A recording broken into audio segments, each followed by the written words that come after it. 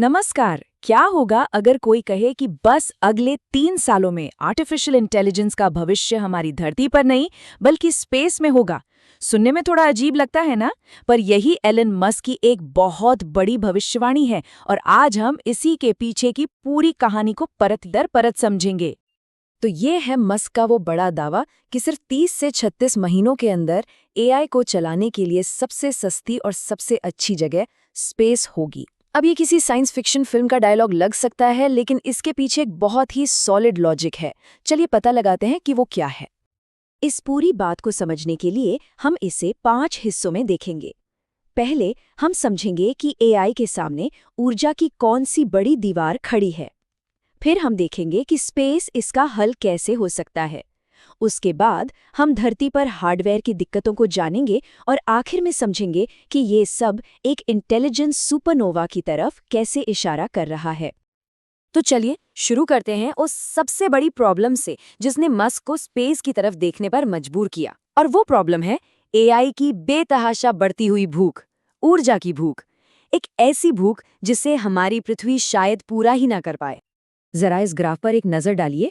ये साफ साफ दिखा रहा है कि एक तरफ एआई चिप्स की ताकत रॉकेट की तरह बढ़ रही है, लेकिन दूसरी तरफ उन्हें चलाने के लिए जो बिजली हम बना रहे हैं वो लगभग एक सीधी लाइन में है। दोनों के बीच ये जो खाई है ये हर दिन चौड़ी होती जा रही है, और यही असली समस्या है। जैसा कि मस्क खुद मजाक में पूछते हैं, आप इन चिप्स को ऑन कैसे करेंगे? क्या कोई जादुई बिजली की परी आकर ये काम करेगी? ये सवाल सुनने में तो मजाकिया है, पर असल में बहुत गंभीर है। हमारे पास दुनिया के सबसे ताकतवर चिप्स तो होंगे, पर उन्हें चलाने के लिए पावर कहाँ से लाएंगे?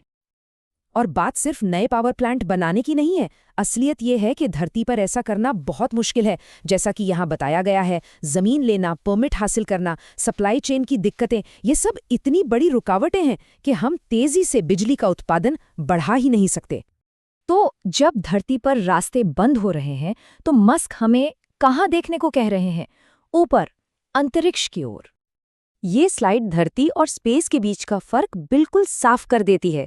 देखिए, धरती पर दिन और रात होती है, बादल आते हैं, मौसम बदलता है, लेकिन स्पेस में वहां सोलर पैनल को 24 घंटे 7 दिन बिना किसी रुकावट के सूरज की सीधी और अनफिल्टर्ड रोशनी मिलती है।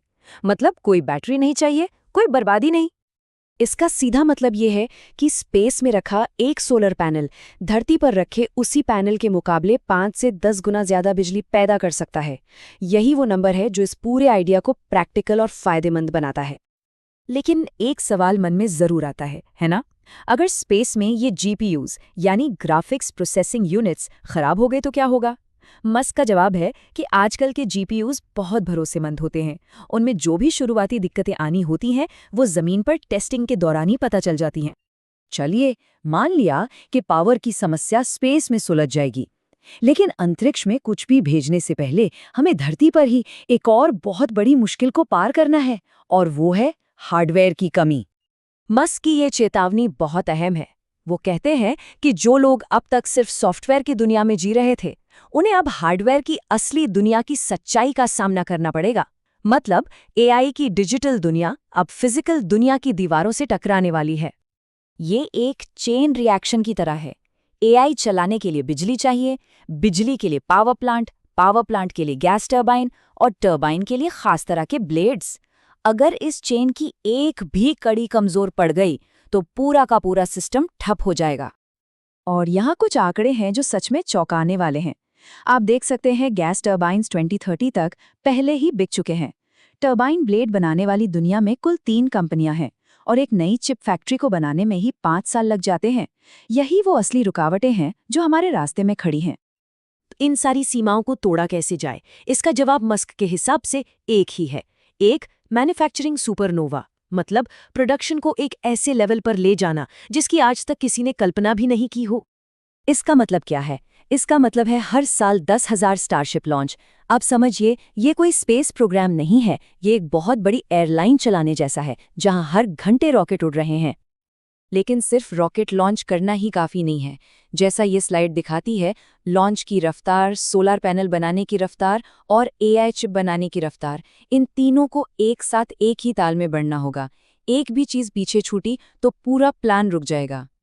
और चिप्स की इस भारी मांग को पूरा करने के लिए मस्क एक नया कॉन्सेप्ट लाए हैं, टेराफैब।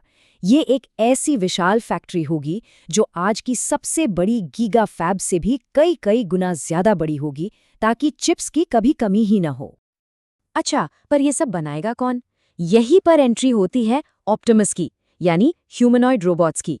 मस्क इन्हें मजाक में अनंत पैसा बनाने वाला ग्लिच कहते हैं। क्यों? क्योंकि ये रोबोट सिर्फ काम ही नहीं करेंगे, बल्कि खुद जैसे और रोबोट भी बनाएंगे। मतलब प्रोडक्शन की कोई सीमा ही नहीं रहेगी। लेकिन अब सबसे बड़ा सवाल, आखिर ये सब क्यों? इस सब का असली मकसद क्या है? ये सिर्फ और ज्यादा कंप्यूटर बनाने के बारे में नहीं है। ये कुछ बहुत बड़ा है, जिसे मस्क इंटेलिजेंस सुपरनोवा कहते हैं। मस्क का मानना है कि शायद अगले 5 या 6 सालों में ही एआई की कुल इंटेलिजेंस दुनिया के सारे इंसानों की कुल इंटेलिजेंस से ज्यादा हो जाएगी। एक ऐसा भविष्य जहां हम इंसान इस ग्रह की सबसे बुद्धिमान प्रजाति नहीं रहेंगे। और यहीं पर मस्क का अंतिम लक्ष्य सामने आता है, चेतना के प्रकाश शंकु का विस्तार करना।